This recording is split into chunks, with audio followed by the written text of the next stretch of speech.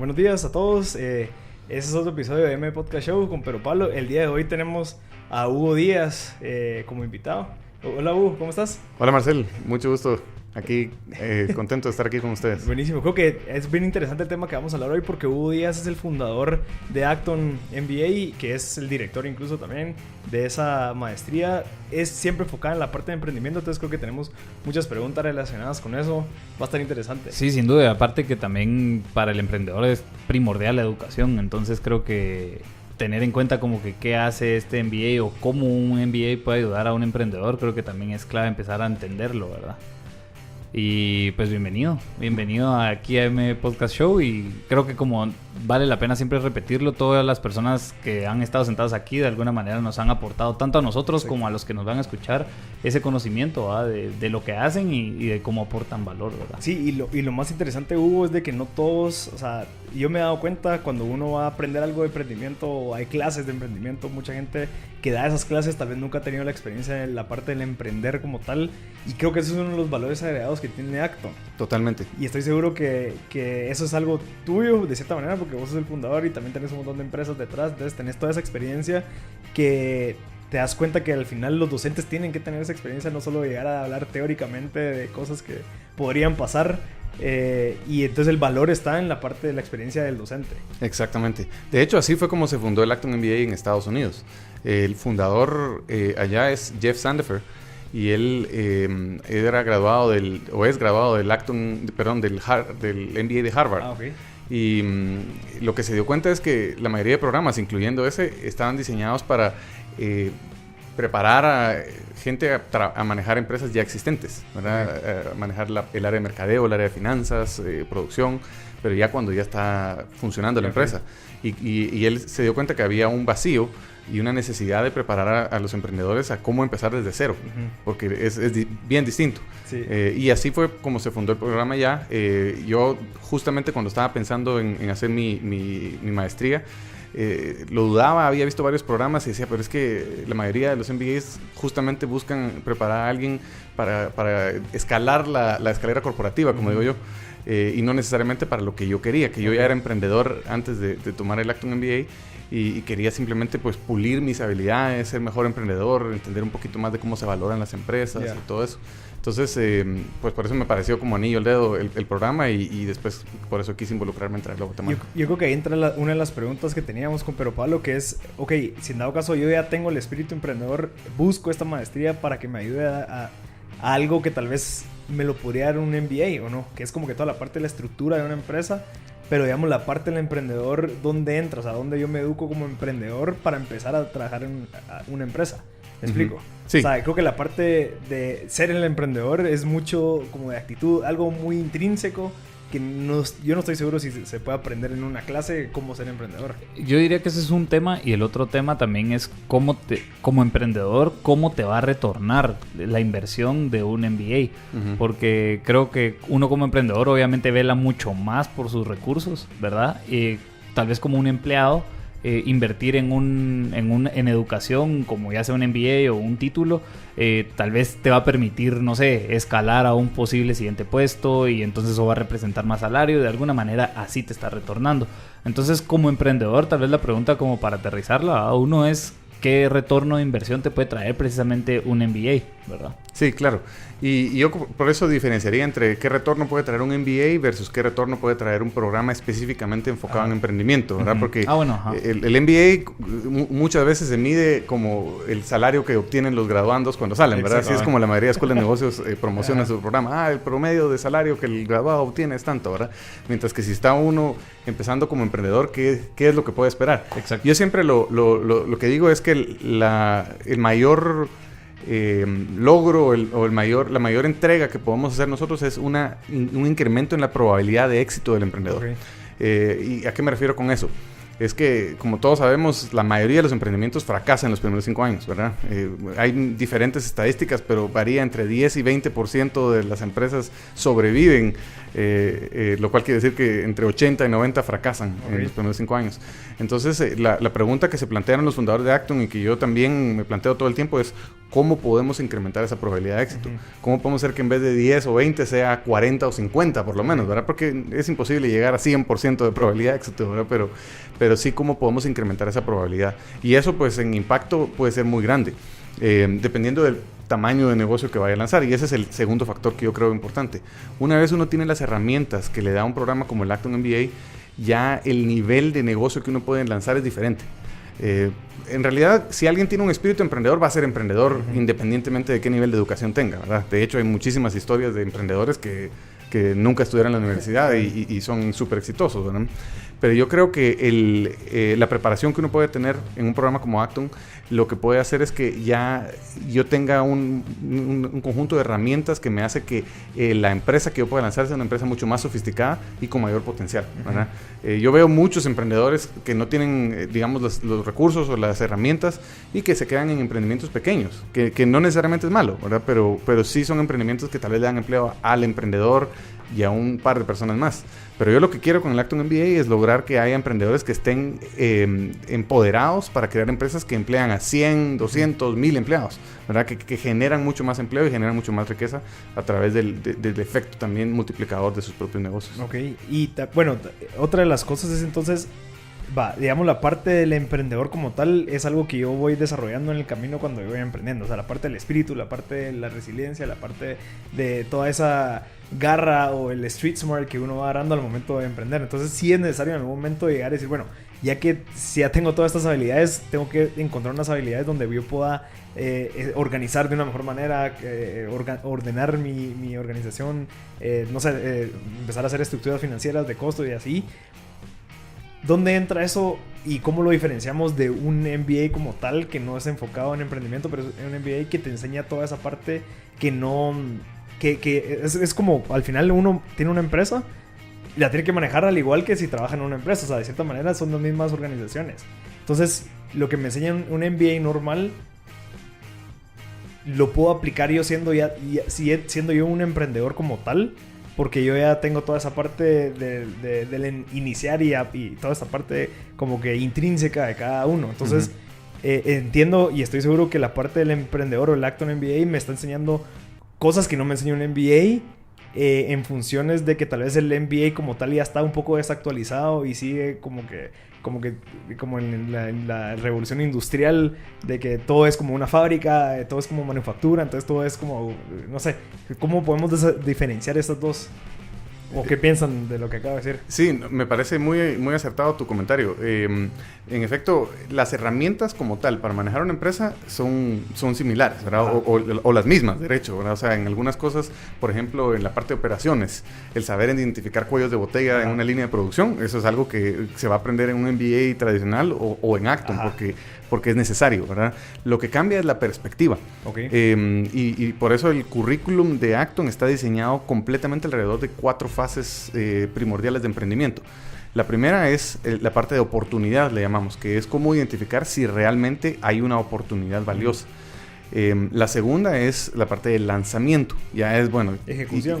Ya identifiqué hay una oportunidad y me lanzo al agua. ¿Cuáles son los primeros pasos? De lo que planifiqué y la visión que planteé, allá lanzarme al mercado, ir a vender los primeros productos o servicios que tengo, ¿verdad? La siguiente es crecimiento, que es cuando ya hay un modelo de negocios validado, ya definitivamente confirmé que hay aceptación de mi producto en el mercado y lo que quiero es cómo escalarlo, cómo crecerlo. Y la última es la cosecha, que esa ya es, pues, si ya llega uno al punto donde puede vender la empresa o fusionarse con otra o diversificarse en otras áreas, ¿verdad? Entonces, las herramientas que damos las damos con el enfoque de cada una de esas fases. Entonces, ¿qué necesito saber yo de operaciones en la etapa de oportunidad? ¿Qué necesito en la etapa de lanzamiento? A diferencia de los MBAs tradicionales, que solo es, bueno, ya es una empresa operando. Y empezás en crecimiento cosecha, incluso. Exactamente. Entonces, yo diría, las segundas, la tercera y cuarta fase, crecimiento y cosecha, sí la cubren la mayoría de los MBAs. La que casi ninguno cubre es la parte de oportunidad. Que es que es lo que hemos hablado muchísimo, ¿verdad? Pero Pablo, que es de las partes más importantes, cómo ordenar tu empresa desde el principio y no la empeces a ordenar en la tercera etapa cuando ya estás en crecimiento. Sí. Y solo por dar un ejemplo, ¿verdad? Cuando se habla mucho de métricas de éxito, digamos, hay muchas teorías y en MBA se ha hablado antes de lo que se llaman los KPIs, Key Performance Indicators, y hay otro tipo de métricas siempre que son obviamente relevantes cuando uno ya tiene la empresa a cierto nivel. Ajá. Pero cuando uno está empezando, eso es irrelevante. O sea, uno es el todólogo y la medida de qué es lo que está pasando la tiene uno inmediata porque uno está directamente en contacto con lo que está pasando. Entonces, ahí hay otro tipo de herramientas que son importantes para ir midiendo y evaluando. Y cómo saber en qué momento aplicar qué herramientas y en qué fase estoy es parte del secreto, digamos, de... Sí, esto me trae precisamente otra pregunta que me surgió precisamente ahorita, no estaba preparada, pero es las aceleradoras. Las aceleradoras creo que también de alguna manera apoyan en todo este tipo de herramientas a través de todo el transcurso de la empresa. ¿Verdad? Es decir, desde validación, crecimiento temprano, punto de equilibrio, a crecimiento acelerado y madurez, ¿verdad? Madurez creo que ya no, las aceleradoras paran a partir de que crecimiento acelerado, creería yo, ¿verdad? Básicamente para eso son. Entonces creo que aquí hay precisamente como que ahí es donde se mezclan, ¿verdad? Pero la diferencia que ubico, y tal vez me lo confirmas, es de que las aceleradoras son más para un negocio específico y poder aplicar una aceleradora, por ejemplo en Estados Unidos, pues unas aceleradoras tienen un beneficio, otras aceleradoras tienen otros beneficios. En este caso es más un MBA enfocado en emprendimiento para la persona. Es decir, esta persona va a poder ir a emprender ya X, Y o Y negocio con los conocimientos en la etapa de oportunidad, lanzamiento, crecimiento y cosecha. No sé si me equivoco, ¿entendí bien? Estás totalmente acertado. O sea, esa es la diferencia. Yo diría que las aceleradoras incluso la mayoría paran en lanzamiento. O sea, te dejan ya con una herramienta donde decir, bueno, ya tengo algo escalable y ya puedo hacerlo crecer, pero no llegan a profundidad en realmente todo lo que implica el crecimiento, ¿verdad? Sí, es el inicio, es la etapa temprana de crecimiento. La diferencia es que aquí, digamos, en el Acton MBA se ve la parte de eso que una aceleradora cubriría, más las otras partes, y empaquetado en un producto que te puede servir para este o para otros emprendimientos, justo como lo dijiste. Ya. Ayer precisamente estaba viendo un video del CEO de Y Combinator, que es una aceleradora, y una de las preguntas que él hacía a la hora de desarrollar un producto o un servicio era ¿quién es el cliente que sin tu servicio se queda out of business? Es decir, se queda sin negocio. Entonces, tal vez la pregunta es un poco desde la perspectiva de Acton, ¿verdad? ¿Por qué? Porque al final estos clientes que sin tu servicio se quedan fuera del negocio, es tu cliente más fácil, digamos, por decirlo así, ¿verdad? Entonces, empezando a hablar un poco del cliente de Acton, ¿quién es tu cliente más fácil? ¿Quién sin tu servicio se queda out of business? O out of the market. Ajá, o fuera del mercado, pues. Que es muy buena pregunta. Mira, nosotros hemos históricamente tenido dos o tres grupos de clientes, digamos, clave, que yo diría que encajan esa descripción. Muchos de ellos son la gente que tal vez estudió fuera la carrera y quiere sacar la maestría y ya está involucrada en un negocio, ya sea familiar o propio, digamos, que empezó y que quiere sacar la maestría, quiere tener las habilidades, pero no tiene el tiempo para irse de nuevo al extranjero o para irse al extranjero si nunca se fue. Y quiere empezar a poner en práctica esas herramientas, ¿verdad? Y puede ser que se quede en el negocio familiar o puede ser que vaya a salir por su propia cuenta en otro negocio.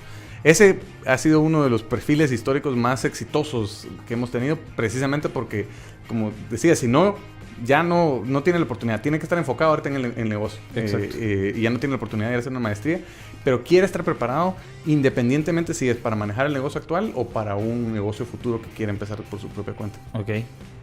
¿Y los otros dos? Bueno, los otros son perfiles de gente que sí se identifica como emprendedor nato, digamos. Ajá. Alguien que es ese biznero, ¿verdad? Ajá. Que siempre ha hecho negocios y todo, que ahorita está trabajando, tiene un buen trabajo corporativo, pero sabe que quiere emprender, pero no sabe todavía exactamente qué va a emprender, ¿verdad? Entonces, muchas veces nos dicen, y yo creo que es muy cierto, era muy aplicable, el momento para hacer el MBA es ahora, ¿verdad? Que tal vez no tienen familia todavía, que tienen el tiempo y la oportunidad, están trabajando, pero pueden manejar un MBA. Y si no lo hacen ahora, entonces ya no lo van a poder hacer después. Pero ahorita es el momento de equiparse con esas herramientas. Ya. Ese es el segundo. Yo lo que veo también de estas 4 fases, incluso de Acton, es de que también toda la parte del Street Smart lo están volviendo de una manera como digerible y plasmada en una estructura. O sea, todos los profesores han de tener experiencia emprendiendo, el director tiene experiencia emprendiendo, entonces sabe lo que uno necesita al momento de querer emprender, porque hay muchas cosas que están como que en el aire. Como, ok, ¿será que de verdad debería hacer un business plan? Sí o no, pero entonces entra un docente que ya tiene experiencia y dice, sí, te ayuda porque X, Y, Z. Sí, la proyección de ventas te ayuda porque esto, o sea, toda esa parte del Street Smart pasado a una estructura metódica, de cierta manera, que ayuda a las personas que están queriendo emprender, se les hace de cierta manera un poquito más fácil. Sí. O sea, eso creo que es un beneficio de este tipo de penso. Totalmente.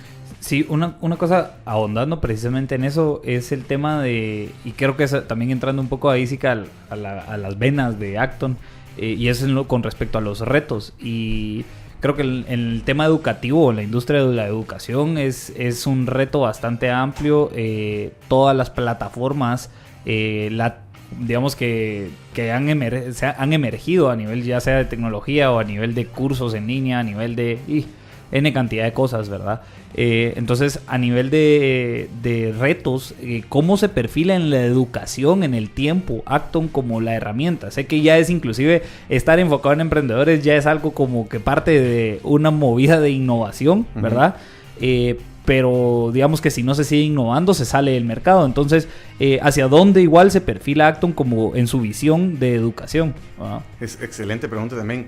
Y justamente hemos estado hablando de eso probablemente en los últimos 2 años, porque el mercado educativo, específicamente de los MBAs, en mi opinión, se ha prostituido. Y lo digo así porque creo que ya cualquiera da un montón de títulos y ya se ha vuelto como que, bueno, tengo que tener una necesidad de MBAs. Entonces nosotros al final atendemos a un nicho muy específico de gente que no viene por el título. Y eso es bien curioso. Ellos vienen para aprender. Siempre les digo yo, si quieren un título de MBA, hay lugares más fáciles y más baratos para ir a conseguirlo, ¿verdad? Entonces, nosotros como lo vemos es que en el futuro tal vez ya ni sea necesario el título del MBA. Ahorita es un valor agregado, digamos. Es así como, bueno, y además está el título. Pero en realidad es el conocimiento lo que realmente atrae a la gente. Entonces, yo lo veo como algo así como algunos programas internacionales como Singularity University, por ejemplo, que ya no es por el título, sino es porque saben que están expuestos a una red, a una variedad de conocimiento importante. Yo veo que hacia ahí vamos también. Y seguimos agregando cosas que son más allá del currículum típico del MBA. Bueno, ahorita, por ejemplo, estamos agregando un curso de innovación disruptiva. Específicamente el mismo curso de Clayton Christensen, pero enfocándolo en cómo puede ser innovado en países emergentes, en países en desarrollo como nosotros, ¿verdad? Que yo creo que también se hace muy relevante. No, sí, hablando de innovación disruptiva, creo que cabal el término de innovación disruptiva es necesario en mercados donde la innovación está ausente, ¿verdad? A pesar de que, pero con sus dificultades a nivel financiero de la innovación disruptiva, de que empieza por márgenes muy bajos a nivel de retorno, por descubrir un mercado completamente nuevo, buscando facilidades completamente nuevas. No es una innovación de performance, digamos, sino es esa innovación disruptiva. La verdad que ese tema creo que es bastante valioso, porque creo que es ahí donde se habla en la etapa de oportunidad, ¿verdad? De encontrar esos precisos servicios o productos que innoven a ese nivel, ¿verdad? Inclusive hablando de los podcasts, creo yo, es en esta región, pues ya es innovación disruptiva, porque no hay manera de, o sea, no hay alguien que compita con esa creación de contenido, digamos, ¿verdad? Puede que en Estados Unidos, que tal vez es un mercado mucho más desarrollado, pues ya esté compitiendo en otros mercados como ellos, ¿verdad? Como hablábamos previamente de Tesla, pero en este caso creo que enseñar ese tipo de contenidos es un skill súper valioso. Así lo creemos y por eso lo estamos haciendo. Sí, y es interesante porque al final hay una divergente en algún momento que tenés que tomar una decisión. Yo, siendo emprendedor, quiero emprender, tengo $30,000, ¿qué lo hago? ¿Lo invierto en mi educación o lo invierto en mi negocio como tal? O sea, necesito $30,000 para fundar mi empresa, no sé, mobiliario, el espacio, lo que sea, o lo invierto en esto que no es tangible, que es intangible, sino que es algo que me va a dar un valor a largo plazo, como una maestría. ¿Qué le recomendarían a la gente que está en esa posición de que, bueno, o sea, me dieron de herencia $30,000, ¿qué le hago? ¿Lo invierto en mi negocio o lo invierto en mi educación? Sí, bueno, justamente tuve un caso así de un estudiante que habló conmigo hace unos 5 o 6 años y tenía esa misma pregunta, esa misma duda. Y al final, él dijo, no, mejor voy a ir a invertir esto en un negocio, ¿no? Yo lo que le dije es, al final, lo mismo que les dije ahorita a ustedes, es una cuestión de incrementar tu probabilidad de éxito, ¿verdad? No, puede ser que si tengas éxito así con eso y ya estás bien, pero puede ser que no. Y lamentablemente no le fue bien con ese negocio que se lanzó. Al final entonces después tuvo que trabajar un par de años, ahorró un poquito más, se esforzó y dijo, bueno, me voy a meter mejor a la maestría, y se metió y volvió a emprender. Ahorita ya se graduó y el emprendimiento está creciendo muchísimo más rápido, ¿verdad? Entonces yo sí le recomendaría a un estudiante, a una persona como ella, que mejor invierta primero en sí mismo.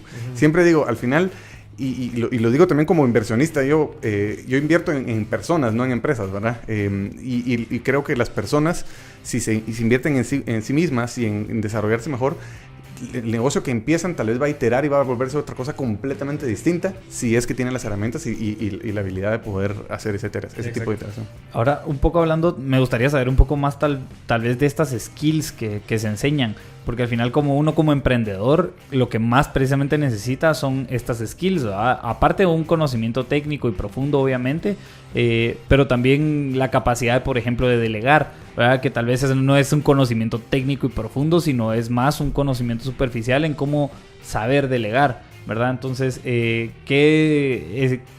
skills crees que uno puede ir a adquirir a Acton MBA, ya sea a nivel de venta, de operación, de administración o de finanzas?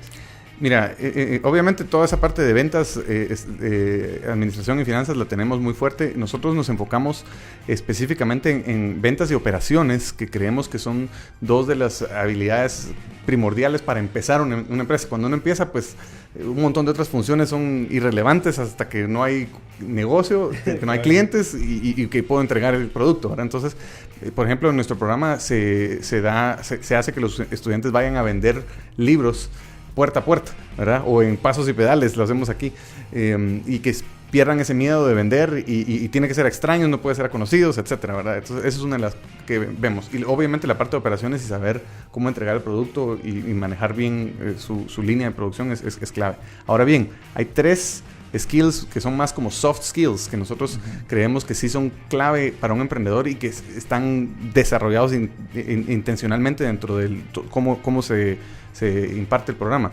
Uno de ellos es la tolerancia a la ambigüedad. ¿Por qué? Porque cuando uno es emprendedor hay un montón de cosas que son inciertas, ¿verdad? O sea, uno quisiera tener todos los datos para decir esto, sí, por aquí voy. Y el emprendedor tiene que decir por aquí voy y después darse cuenta que no era por ahí, entonces ir cambiando el camino. Y eso se logra mucho justamente por el método de casos. Porque cada caso es distinto y muchas veces es confuso, no hay una respuesta correcta necesariamente. Entonces, el llegar a una clase y enfrentarse a que no voy a venir aquí a escuchar a un profesor que me dice ya digerido cómo resolver algo, sino que yo tengo que empezar a ver y me doy cuenta y cometo errores en clase, eso desarrolla la habilidad de tolerancia a la ambigüedad. Una pregunta con respecto a esa skill, que creo que también ya viviéndolo tal vez desde la óptica de emprendedor, una cosa es como llegarse a topar con casos así, y creo que también es otra dicotomía, ¿eh? La dicotomía teórica y la práctica. Entonces, a la hora de hablar de este skill específicamente, uno se empieza a topar con esa ambigüedad cuando se empieza a topar de frente, ya porque uno compromete cosas personales, ¿verdad? Recursos, tiempo, relaciones, responsabilidad, etcétera. Todos esos valores como que ya uno sí los está negociando, por decir así, ¿verdad? Entonces ahí es donde empieza esa incertidumbre, ¿verdad? Uh-huh. Entonces, ¿crees que esa skill sí se desarrolla completamente a través de esos casos? ¿O lo han visto en casos? Mira, obviamente nada sustituye la experiencia real, ¿verdad? Eso sí, la calle es la calle, ¿verdad? Sin embargo, lo que podemos hacer es acercarte lo más posible a esa experiencia. Yeah. Y para ello lo que hacemos es que primero exigimos que los estudiantes, cuando van a abrir un caso, cuando vas a presentar, tenés que ponerte en los pies del emprendedor. Es más, en muchos casos hasta le decimos el nombre del emprendedor.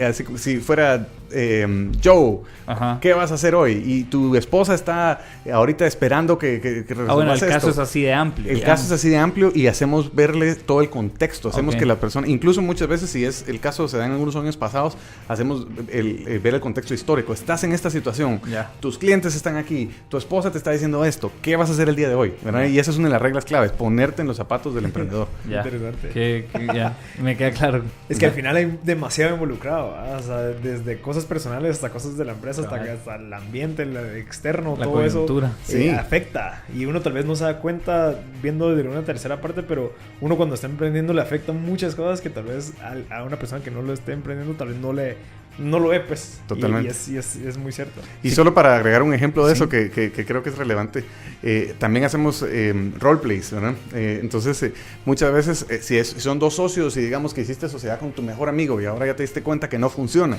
¿cómo te vas a sentar a decirle? Y le decimos, vos te sentás aquí, vos vas a ser el persona y esta otra persona va a ser el mejor amigo. Y le vas a decir, y vas a pensar en cómo hacer esa conversación.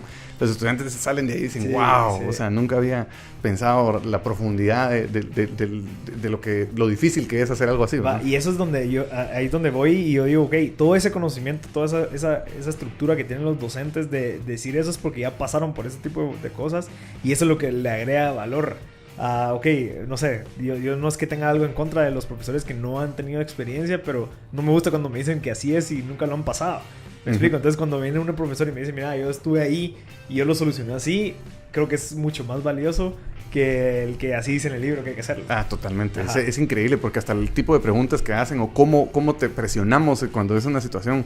Y ahorita, por ejemplo, vamos a traer a uno de los profesores que fue alumno del Acton MBA en Austin y fundador de una empresa que se llama HomeAway, que la compró Expedia hace 2 años por $3.8 billones de dólares. Es como Airbnb. Es como Airbnb. Exactamente, solo que era para más casas de lujo, digamos. Empezó como casas de lujo. Sí, ahora que son casas de lujo que no están... O sea, es como un millonario que tiene un montón de casas y una casa en Atitlán y no la usa, entonces se la renta a ellos como para... Exactamente. Sí. Así empezó HomeAway. La empezó un profesor de Acton y contrató como primer empleado a un alumno de Acton. Este alumno viene a dar la clase. El caso de HomeAway, que fue escrito por Harvard, el fundador, digamos, el alumno que lo contrató, que fue el que dirigió la empresa, él viene a dar el caso. Entonces, imagínate, estar recibiendo ese caso con el protagonista del caso. Sí, esos son años en minutos, básicamente, en conocimiento. Exacto. Ahora, si quieres terminar tal vez con los otros 2 skills, creo que habías dicho que eran 3. Tolerancia a la ambigüedad. Sí, el siguiente es identificación de patrones. Y eso creo que es un skill muy importante porque en emprendimiento se nos pasa mucho que algo que en una industria aplica también puede aplicar en otra, ¿verdad? Y eso lo ve uno cuando ya ha sido pulido, ya ha tenido varios negocios, dice, sí, esto ya lo conozco, aunque sea diferente negocio, diferente tipo, el modelo es lo mismo y eso le da a uno una habilidad de identificar qué puede hacer más fácilmente. Y eso se logra a través de la diversidad de los casos, ¿verdad? Porque yo me recuerdo cuando yo estudié la maestría eran 300 casos y entonces uno ve tantas industrias tan distintas que empieza a identificar, a ver, este problema que se da de los vendedores es el mismo que se da aquí en esta otra, ¿verdad? ¿Cómo voy atando cabos? Ese es el segundo. Y el tercero es pensamiento crítico. Y esto sí es también vital, ¿verdad? Porque de nuevo, como uno recibe demasiadas fuentes de información variadas, uno tiene que desarrollar esa habilidad de tener mi propio criterio, ¿verdad? Y qué voy a utilizar para definir cómo voy a proseguir, ¿verdad? Y eso de nuevo viene con el que no se le está dando una respuesta ya digerida. La diferencia completa con una clase magistral donde estamos tan acostumbrados a que el profesor nos diga esto es y ahí está. Y que si tal vez eso es lo bueno que le funcionó para ese profesor, aunque haya sido un emprendedor, y eso lo digo con cuidado de otros programas de emprendedores donde los profesores llegan a decir esto es lo que me funcionó a mí y por lo tanto esta es la forma de hacerlo. Nosotros en el programa sí somos rigurosos en que los mismos profesores seamos todos humildes de reconocer que los que nos funcionó a nosotros no necesariamente es la respuesta correcta, ¿verdad? Entonces, ¿cómo pueden ellos pensar de forma crítica y agarrar solo lo que fue experiencia de otros y aplicarlo a la suya? Es excelente. Al final eso es lo que se quiere lograr con muchos podcasts y mucho que cuando conversas con mucha gente que te dan diferentes insights de todo, vos vas aprendiendo un poquito de cada uno y lo aplicas de tu manera. O sea, creo que es importantísimo. Sí, ahora... creo que hablando un poco del roleplaying y el ejemplo que diste con respecto a los amigos, uno me pareció bastante valioso, el que hagan ese roleplaying al final creo que sirve, pero creo que también, y es una pregunta, si este tema lo abordan en la parte de crecimiento y cosecha, que es el gobierno corporativo y todas las instancias que existen dentro de la gobernanza de un negocio para inclusive manejar esto más fácil. Es decir, no voy a tener que irle a hablar y decir a mi amigo, mira, órale, no funcionó, sino que ya desde la instancia de manejar un gobierno corporativo ya existe el proceso de cómo llevarse.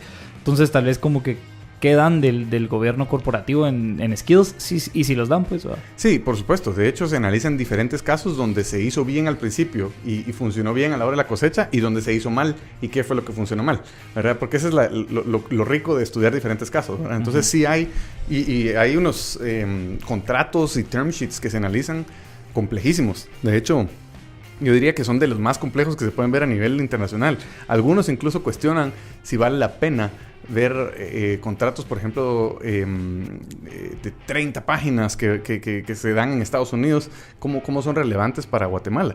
Pero yo creo que son sumamente relevantes, porque aunque no estemos allí todavía, el saber que existen esas opciones, que existen ese tipo de cláusulas, es importantísimo para el emprendedor. Te abre la mente. Sí, te abre la mente y te da otro punto de vista en un país más desarrollado que en el que estamos. Sí, porque yo creo que a nivel legal, inclusive, por ejemplo, a la hora de hacer, ¿qué les digo yo? Un shareholders agreement, en donde en Guatemala no hay validez de un shareholders agreement, es un contrato privado.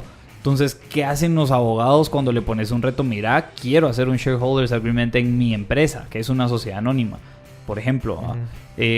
Para que sea legal, lo que tienes que hacer es básicamente meterlo adentro de la escritura constitutiva de la SA, para que entonces sea aplicable dentro del registro mercantil. Por ejemplo, es un caso de sirve saber para qué sirve el shareholders agreement, pero entonces ponerle el reto precisamente a tus abogados, a tu área legal, de que tu gobierno corporativo esté bien inscrito, ¿verdad? Porque si no, entonces ahí hay precisamente un caso en donde, bueno, si no solo termina siendo un pacto de caballeros, pues, y en ese pacto de caballeros, pues te velas de que la otra persona sea ética o no. Entonces, creo que es parte de ese tipo de retos en donde ya, inclusive el reto ya es legal, ¿verdad? Ya es un tema legal y tanto técnico como práctico. Sí, y muchas veces en esos casos invitamos a expertos en el tema. Por ejemplo, si se va a ver algo sobre contratos, invitamos a un abogado para que nos dé la perspectiva de cómo aplica eso a Guatemala. Eso que acabas de decir es un ejemplo excelente, ¿verdad? Si se debe incluir o no en la escritura constitutiva, ¿verdad? Entonces, o a veces estamos hablando de préstamos, ¿verdad? Y qué tipo de préstamos existen y cómo se puede financiar. Y entonces invitamos a alguien de un banco acá para que nos cuente cuáles son las opciones aquí en Guatemala, ¿verdad? Porque tal vez el caso considera opciones internacionales, ¿verdad? Y cómo lo aterrizamos a Guatemala. Las edades promedio de los estudiantes del Acton, ¿cuánto es? O sea, que son recién graduados, es gente que ya tuvo un poquito de experiencia y quiere empezar a emprender. La media. Mira, nuestro rango es bastante amplio. La media creo que está en 26 o 27 años ahorita, pero el rango hay desde 23 o 24 hasta 60. Okay. Que por cierto es el tercer perfil que me faltó mencionar cuando me preguntaste el perfil. Es gente que ya ha tenido empresas por muchos años. Y que ahorita está buscando, pues, ya sea si va a ser una cosecha o si quiere innovar y cómo va a diversificarse. Tal vez la industria está siendo afectada por un montón de otros aspectos. Y yo diría que es como un 25% de nuestros alumnos ya tienen años de tener una empresa. Y de hecho, ayer justamente estábamos cenando con los que se gradúan mañana y uno de ellos tomó la maestría en 6 años. Él dijo, yo me metí por tomar un curso abierto solo por mejorar mis habilidades, y me di cuenta que había un montón que tenía que aprender, y él ya tiene años de tener empresas y tiene varias empresas, pero fue poquito hasta que dijo, mejor saco la maestría de una vez. Pero ese es otro perfil que es el que vos decís que si no lo hacen se queda fuera del mercado, porque él ya había descartado hacer su maestría. Era solo pulir habilidades. De eso que dijiste tengo dos cosas. Uno, los cursos son abiertos, entonces yo puedo escoger un curso un año y puedo seguir agarrando el otro año. No es como un pensum donde cada mes hay un curso diferente. Bueno, sí hay un pensum para los que van a seguir la maestría, pero lo que hacemos es que hay ciertos cursos que abrimos al público en general, ¿verdad?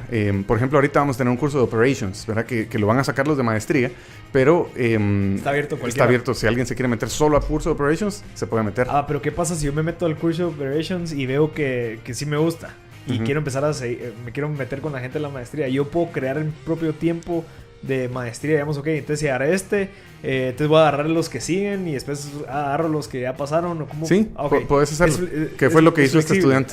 Es flexible, exactamente. Okay. Hay unos que sí ya requieren que hayas tomado, digamos, ciertos cursos para poder que son los del segundo año de la maestría, donde tenés que, si lo estás haciendo así como describiste, tenés que primero completar todos los cursos abiertos antes de poder meterte a los... Y la segunda cosa es de que estas personas que ya tuvieron su empresa, ya emprendieron, también llega un momento en donde su capacidad y su conocimiento ya es limitado por tanta actualización de temas o tecnología, todas estas nuevas tendencias que vienen. Entonces buscan esa actualización y de decir, bueno, no, tengo que ver cómo, no sé, mejoro.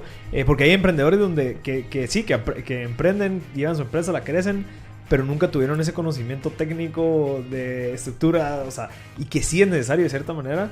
Entonces tal vez Acton se acopla de cierta manera a estas necesidades. Sí, totalmente. Okay. Y curiosamente hemos tenido un par de casos donde una persona que ya, digamos, tiene bastantes años de experiencia, tiene su empresa y quiere innovar, quiere crear nuevas líneas y ha vuelto socio a alguno de los estudiantes jóvenes. Wow. Y le ha dicho, mira, eso es lo que necesito tu energía, necesito tu... Entonces, y se han incorporado como socios en este nuevo emprendimiento, digamos, y han sido muy exitosos. Ok. Marcel, tal vez, si me recordás, que ahorita no tengo el nombre claro, pero te acuerdas de este centro educativo, creo que es de PayPal, del fundador de PayPal. Sí. ¿Cómo es que se llama? Bueno, sí, que le pagan $100,000 al que se meta. Ajá, que es más o menos... Peter Thiel, se llama... Peter Thiel Foundation o algo así. Se llama el como tal, ese proyecto tiene un nombre. No es 1720. No. Bueno, si quieren lo busco, lo voy a buscar y sigan hablando. Pero igual creo que lo quería mencionar solo porque creo que también ese es el tipo, ese es uno y el otro es las personas fellowship, cabal. Y las otras, ese es uno y la otra es innovar en la parte educativa, ¿verdad? Uh-huh. Desde la práctica. Ese es uno. Y el otro es las personas autodidactas. Uh-huh. Creo que son precisamente como que clientes que tal vez no es como que se apegan precisamente al Acton MBA, ¿verdad? Porque tienen otros métodos de educación. Y creo que eso es precisamente parte también de los retos, asumo yo, de cómo Acton MBA puede sí llegar a captar a las personas autodidactas. Es decir, que tienen la capacidad de sentarse horas enteras a aprender un tema igual de técnico que alguien que necesita que se lo dé una cátedra, uh-huh. ¿verdad? Es un tema. Y el otro es precisamente como estas organizaciones que de alguna manera desde la práctica en ejecución llevan una manera de educación también, ¿verdad? Uh-huh. Entonces, tal vez solo cómo se pretenden abordar esos retos o si de alguna manera ya se hacen, ¿no? Sí, yo te diría que en general las personas que vienen a Acton por lo regular son bastante autodidactas de por sí. Okay. Y el valor que se entrega no es el hecho, o sea, digamos la información que una persona puede obtener por sí sola viendo un video o estudiando en línea, esa que la obtengan en línea. O sea, el valor que nosotros buscamos en el aula es la riqueza de la discusión con otras personas, exacto. El confrontar diferentes perspectivas y el hacerse preguntas difíciles que tal vez ellos no se harían por su propia cuenta. Sí, entonces es como complementario. Digamos, esos recursos de internet tal vez sean complementarios.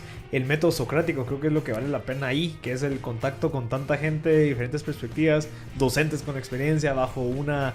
en un ambiente de educación, no en tu casa. Correcto. Y de hecho yo creo que ese es el futuro de la educación en general. Uh-huh. O sea, porque en la medida que los cursos en línea avanzan, nosotros podemos tener al mejor profesor de cualquier materia presentando en video y lo veo. ¿Para qué voy a tener a alguien que me vaya a repetir algo que yo pudiera ver en un video o leer en un libro? Okay. O sea, el valor de ir a un salón va a ser el valor de discutir y discutir a profundidad, ¿verdad? Uh-huh. No superficialmente, porque yo también he visto muchas clases socráticas que es una discusión superficial. Alguien leyó y medio aquí opinan y eso, no, en mi opinión, no agrega valor. O sea, para nosotros una de las reglas de Acton es que tienen que haber preparado el caso por lo menos 3 horas antes de poder llegar a la clase. Entonces, el llegar a haber profundizado ya me topé con problemas, ya tengo preguntas difíciles, entonces vengo aquí a la clase a plantear esas preguntas, no solo a dar opiniones. Ok, perfecto. Ya creo que es precisamente por ahí la respuesta que quería saber realmente, porque al final es un tema en el área educativa, pues, ¿verdad? Cómo adquirís conocimiento de una manera mucho más eficiente, ya sea a través de la práctica, de la conversación, de escuchar, o sea, también cómo te sirve más aprender, haciendo, escuchando, viendo, cometiendo el error, etcétera. Creo que es clave para el tema educativo. Ok, Hugo, para ir terminando, tal vez concluyamos en el tema de, bueno, un emprendedor sí se tiene que seguir educando, debería de invertir ese dinero en la educación. tal vez un consejo a alguien que está en esa incertidumbre de decir, bueno, quiero emprender, pero tal vez meterme en una maestría no es barato. O sea, definitivamente no es barato. Es un capital que hay que invertir, que el costo de oportunidad, pues ya lo vimos, que sí vale la pena pues invertir en eso, porque al final es educación en uno mismo. Pero ¿qué consejo le darías a una persona que, en nuestro caso, digamos, nosotros dos nunca hemos tenido una maestría en emprendimiento, pero ¿qué nos aconsejarías a nosotros que tenemos esa experiencia de calle, de cierta manera? Yo sé que no es extensa, pero que ahí vamos. ¿Qué nos recomendarías? Que es mucha gente la que está escuchando está en esa misma posición. Claro, mira, yo siempre trato de evitar dar consejos como tal, porque de nuevo lo que funciona para uno no necesariamente funciona para todos, pero sí te puedo decir lo que fue mi propia experiencia. Okay. O sea, yo emprendí, llevaba casi 7 años de haber emprendido cuando lancé el Acton MBA. Luego de hacer el programa, de hecho me recuerdo perfectamente uno de los casos, hice números y me di cuenta de un error que no había visto, ¿verdad? Como dicen, es un blind spot, un punto ciego que no había visto, y hice números solo para darme cuenta cuánto me había costado ese error. Okay. Y me costó $300,000. Okay. Y dije yo, wow. Se puede evitar. O sea, pude haber evitado esto si lo hubiera hecho antes, ¿verdad? Entonces, yo sí creo firmemente, y yo si hubiera podido, lo hubiera hecho antes. O sea, si hubiera tiempo, digo, hubiera buscado la probabilidad de hacer, la forma de hacerlo antes. Y por eso es que en Acton, aquí en Guatemala, tratamos de hacerlo flexible de tal manera que alguien pueda, aunque sea, sacar un curso. Y ahora, de hecho, tenemos becas también para poder dárselo, porque sabemos que no es barato. Entonces, ¿cómo hacerlo accesible a más personas? Hemos creado cursos que se pueden tomar en 6 meses para que puedas hacerlo mientras lo vas emprendiendo.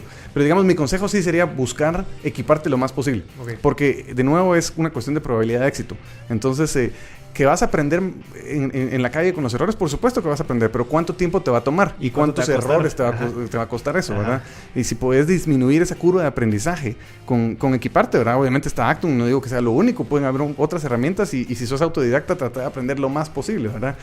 Trata de crear tu propio grupo, un mastermind group de emprendedores que están haciendo lo mismo y que compartan sus propios errores. Ese tipo de práctica, digamos, yo creo que es valiosísima para cualquier emprendedor. Perfecto. Ahora mencionadas las becas, ¿cómo se aplican? Tal vez para que nos contés.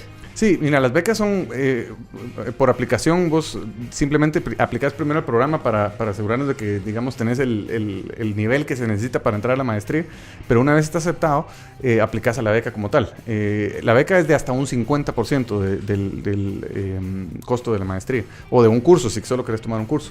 Y es por, digamos, varios criterios que hay desde el punto de vista financiero, de flujos de caja. No es que tengas que estar en una situación paupérrima, ¿verdad? Sino que simplemente cómo estás en flujos de caja actualmente y qué ayuda necesitas, y entonces vemos qué opciones te podemos ofrecer. Ya, y con respecto al nivel que decías, es tener una licenciatura.